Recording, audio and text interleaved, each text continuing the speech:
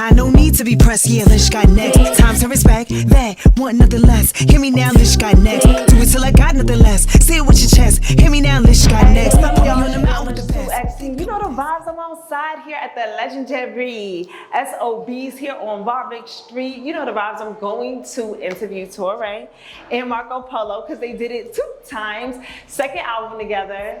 And it's super dope. I've been having it on replay all day because I want to dive in and see what's really popping with the project. All right, so listen, stay tuned. And I'm gonna bring it to you. Hear me now, Lish got next. What up, what up? It's your boy Torae here, Brooklyn, New York's own Coney Island's finest. And I'm with my girl, Lish 2X. You know what I'm saying? The other finest. You know the vibe. Listen, it's your girl Lish 2X. You already know the vibes. I'm outside and I'm here with my brother Torae. I'm here. Listen, this is a very exciting day. Okay. Because you did it your way and you're doing it continually. And, you know, I've been listening to the album literally all day. Okay, literally all day. My title got you guys at it, and it made me go back and say, wow, this is the second album that they did together. Yeah. All right, so how did this happen? Like, what made you guys say, nah, run that back? Let's do it 2 times. It really wasn't any specific thing. It was just more or less timing. You know, Marco and I have been brothers for a really long time. We continuously created music throughout the years. So for us, it was really like, Marco, you gonna be on tour around this time? No. Tour, you gonna be shooting a TV show? No. I bet. I think now's a good time. Marco really just called me and was like, yo, we got 8 joints. Let's drop. And I was like, damn, if we got 8, we might as well go to 10 and get the people an album. You know, it's been a long time since we put out a full-length project together. And yeah, we just went for it. You know, the timing was right.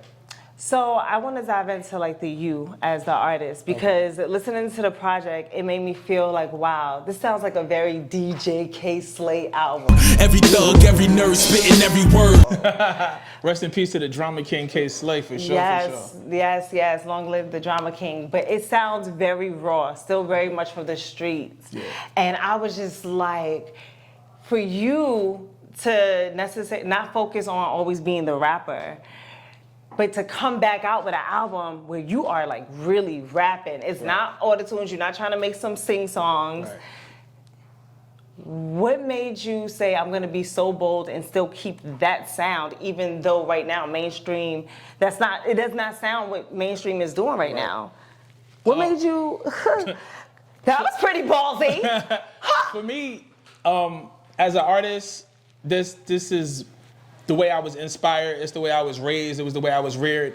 Like, as Torae, I can't do anything but what I do on like the Midnight Run. Just like really be brash, in your face, be lyrical. When I'm writing for other artists, I can drop into a character, if you will. I can drop into, if I'm writing for you, I'm gonna find out everything about you. We gonna talk, you know what I'm saying? I'm gonna get more in your head so I can write from your point of view. But when it's from my point of view, there's only one way to do it.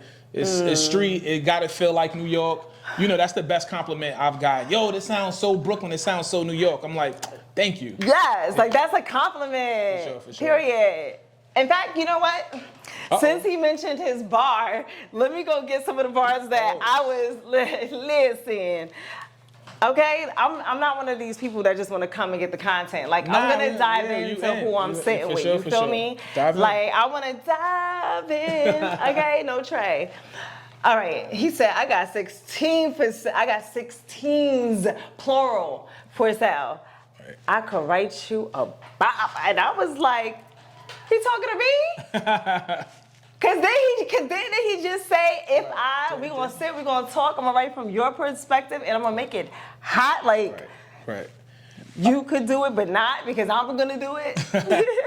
Yeah, that was just like a nod to songwriting. You know, as an artist, I put out records, I put out my own albums, I've toured the world. But as a songwriter, I've had a lot of success, you know, number 1 records, gold records, platinum records. So it enables me to kind of live in both spaces, both worlds. I do my underground Brooklyn, New York shit, but I can still top the charts at any given time. So that was just really like a nod to that. Yeah, I love that so much. And it was just like, it was amazing. So it was actually shocking because I didn't even know what you've been up to all these years.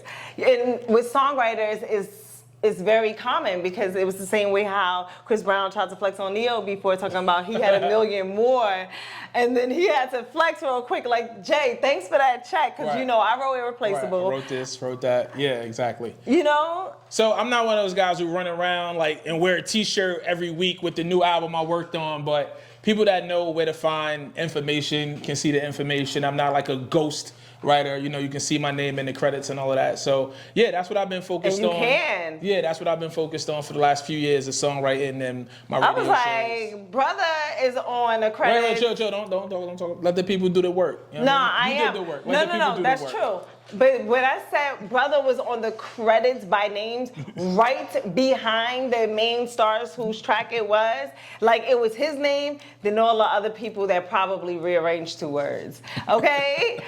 So, and you know, as a person who, you know, I'm a music artist, I upload music. I have to, you know, I had to learn how to enter credits and things like that. So, and that's new to me. But to now be a person that's like, I'm gonna look at the credits and I'm gonna understand who this artist is, who this being is. And then it reminds people that there's really no age to this craft.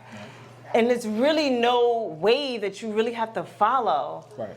Because the people that want to come to it, you know, your people gonna find you. You gotta forge your own path. You know, Yeah. if I focused on the way this person did it or that person did it, you just drive yourself crazy. Because your journey is your own journey. I definitely thought when I was a kid and I wanted to rap, I was like, oh, by the time I'm 20, I'm gonna be on Def Jam, I'm gonna be triple platinum and and then I realized that my path was gonna be my path. And oh yeah, we're gonna have platinum records, but maybe they don't come out as Torae, but they still gonna happen. The plaques are still there, the check's still clear. And so for me, is just understanding your journey, and that's the best advice I can give anybody else, is to figure out what success means to you and to figure out your route to it. So 2 last points before we close out. Okay, number 1, because you know this is very important. Tell me about your outfit. I mean, you know, something light, man. Culture Misfits. Big shout out to Culture Misfits. What brand is that? This is a brand that, so it's a black-owned brand. I was about to ask. Yes, okay, young lady love I met that. out in Atlanta, actually, and we just had a conversation, and I was loving what she was doing, and I was like, any way I could be a part of this and support it, I'm gonna do that. And so I was like, when I got press, and when I got things where people gonna have cameras and media, then we're gonna make sure we support this queen and her brand. So yeah, plus I'm a cultured misfit, you know what I mean? Like, it's the best oxymoron there is, right? I'm a misfit, but I'm cultured, but I'm still a misfit, culturally. Love that. What sort of feed? Kept it light, man, just to pair, you know, I pair ones. You gave them a little accent on the ones, something light. You know, a good sweatsuit and a fresh pair of ones out the box. You can't really go wrong with that. Okay, with a classic. Yeah. He said, what Jay said, I make the Yankee fitted more more famous than a Nicky game. game. Hey. Here he is. This is my before the show shit, though. You know, my on stage shit, some different shit. All right, what we got on the wrist? What's that? Oh, okay.